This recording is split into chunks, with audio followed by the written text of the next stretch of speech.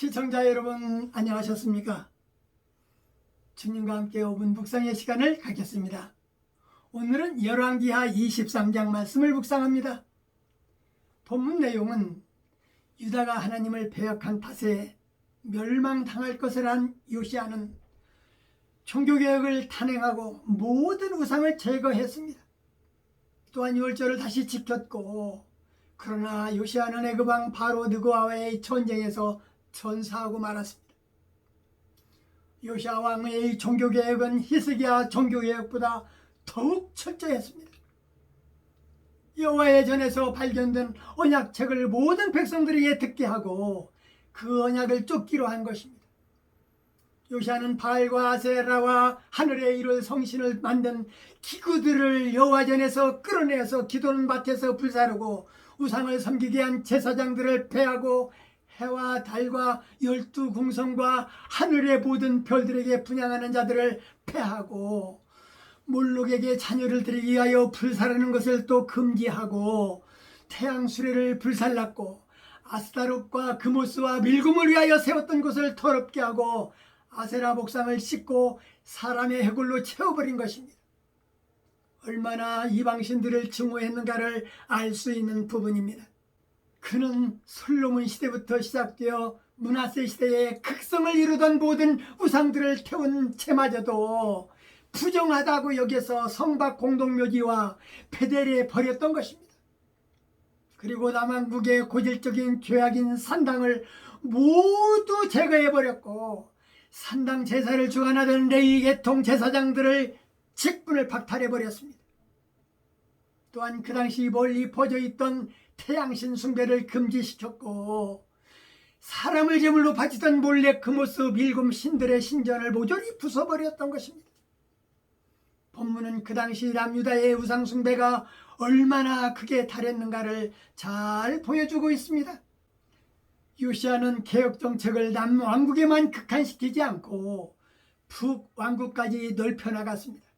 그는 자신을 언약국가의 전체 왕으로 간주했기 때문에 이러한 정책을 수행할 수 있었습니다. 요시야가 북왕국을 개혁하리라는 것은 이미 300년 전에 예언된 사실이었습니다. 요시야는 북왕국의 제사장들을 단호하게 처단했습니다. 그 이유는 그들이 모두 레위 지파에 속하지 않은 자들이었으며 또한 금송아지 우상을 섬겼기 때문입니다. 요시야는 율법에 정해진 대로 유월절을 성경히 지켰고 요시야는 유월절을 준수함으로써 유다가 불순종에서 벗어날 새로운 계기를 삼고자 했던 것입니다. 요시야 왕이 종교개혁을 실시했음에도 불구하고 하나님의 진노가 유다에 여전히 남아있었던 까닭은 왕의 개혁에도 아랑곳하지 않고 백성들은 여전히 죄악 가운데 머물러 있었기 때문이었습니다. 이와 같은 백성들의 상태가 스바냐에서와 예레미야서에 잘 나타나 있습니다. 본문 하반부에서 요시야가 왜 죽었는가를 기록했는데 그 당시 신흥 바벨론은 앗수르의 하란을 공략하였고 이때 애굽의 바르노고는 신흥 바벨론이 강성해지는 것이 두려웠기 때문에 앗수르를 도우려는 군대를 출정시켰습니다.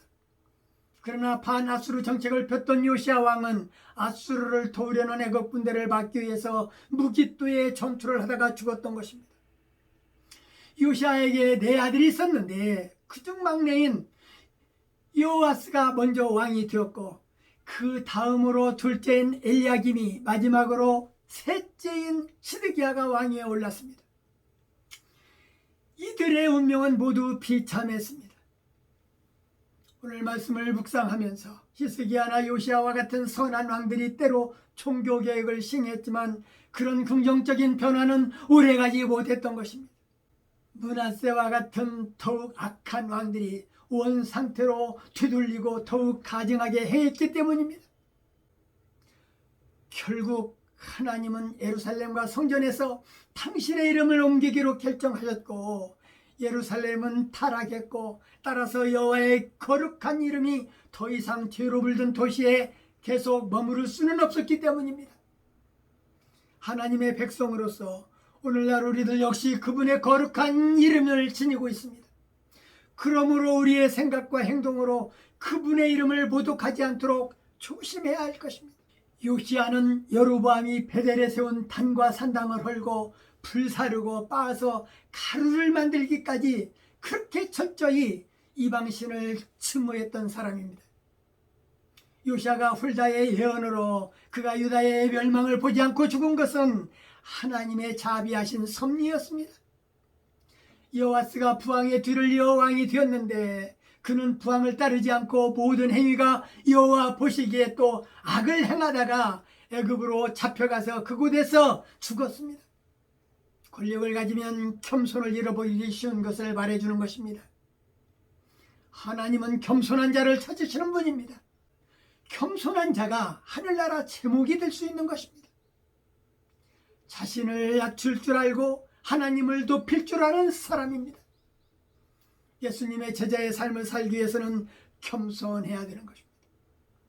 겸손은 만민들에게 존경의 대상입니다. 남을 높여주는 마음을 습관해 보면서 내가 교만한 자리에 있는가 늘 확인하는 저나 여러분들이 다 되었으면 좋겠습니다.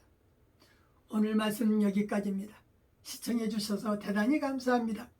내일 다시 뵙겠습니다. 안녕히 계십시오.